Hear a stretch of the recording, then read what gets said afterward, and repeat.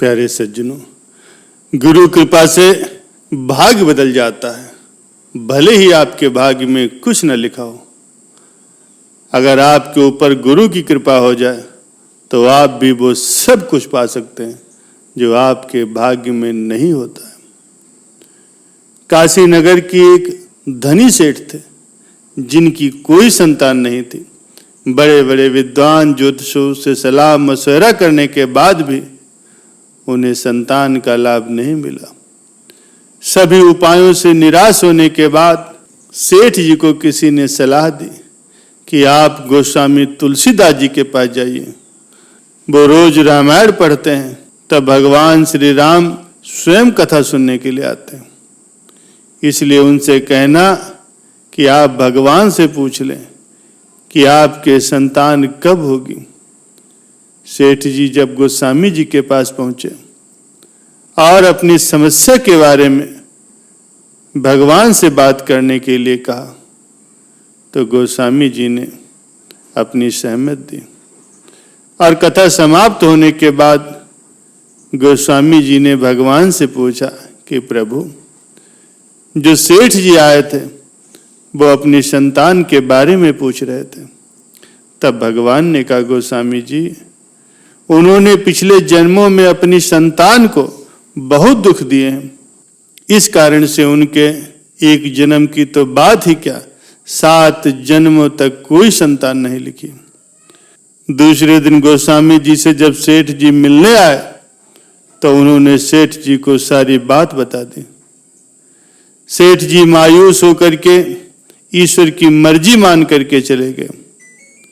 थोड़े दिनों के बाद सेठ जी के घर एक संत जी आए और उन्होंने भिक्षा मांगा। कहने लगे कि पहले भिक्षा दो, फिर जो कुछ मांगोगे सो मिलेगा।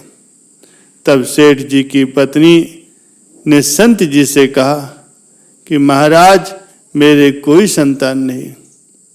तो संत जी बोले, तुम 1 रोटी दोगी तो तुम्हारे एक संतान जरूर होगी।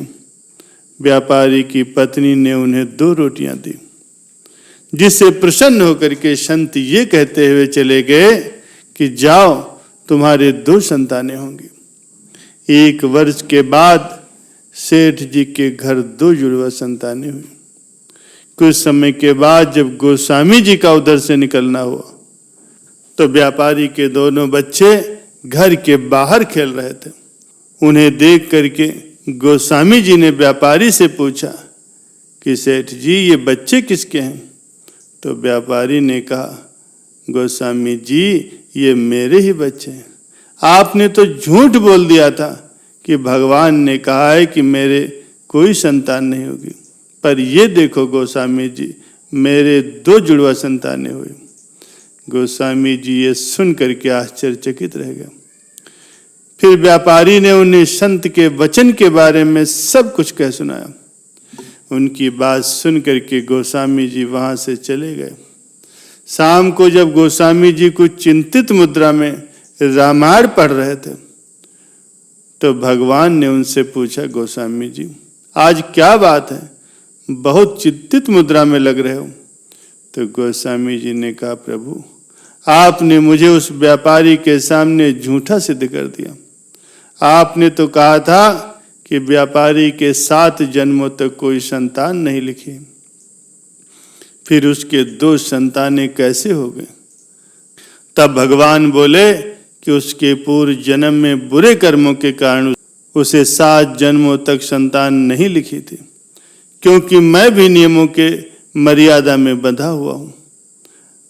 लेकिन अगर मेरे किसी संत ने उन्हें ये कह दिया कि तुम्हारे संतान होगी तो उस समय मैं कुछ नहीं कर सकता। गोस्वामी जी, मैं भी संतों की मर्यादा में बंधा हुआ हूं। मैं पूर्ण संतों के वचनों को कभी काट नहीं सकता। मुझे संत की बात तो रखनी ही पड़ती। इसलिए गोस्वामी जी, अगर आप भी उस दिन उसे कह देते कि जा, तेरे घर संतान हो जाएगी, तो मुझे आप जैसे भक्तों के वचनों की रक्षा भी करनी पड़ती और अपनी मर्यादा को तोड़ करके वो सब कुछ उसे देना पड़ता जो उसके भाग्य में नहीं लिखा था। प्यारे सज्जनों, कहने का तात्पर्य यही है कि भले ही विधाता ने आपके भाग्य में कुछ न लिखा हो, लेकिन अगर किसी गुरु की आप पर कृपा हो जाए तो आपको वो सब कुछ मिल सकता है जो आपकी किस्मत में नहीं लिखा। भाग लिखी मिटे नहीं, लिखे विधाता लेख, मिल जावे गुरु मेहर तो लगे लेख पे लेख। भाग में लिखा तो विधाता का लेख कभी मिट नहीं सकता, पर किसी पर अगर गुरु की मेहरबानी हो जाए तो विधाता का लेख भी गुरु की कृपा से जरूर बदल जाता है। प्यारे सज्जनों, किसी संत या गुरु की कृपा प्राप्त करने के लिए व्यक्ति को उनके आदेशों का पालन करना चाहिए और उनकी अधीनता में रहना चाहिए।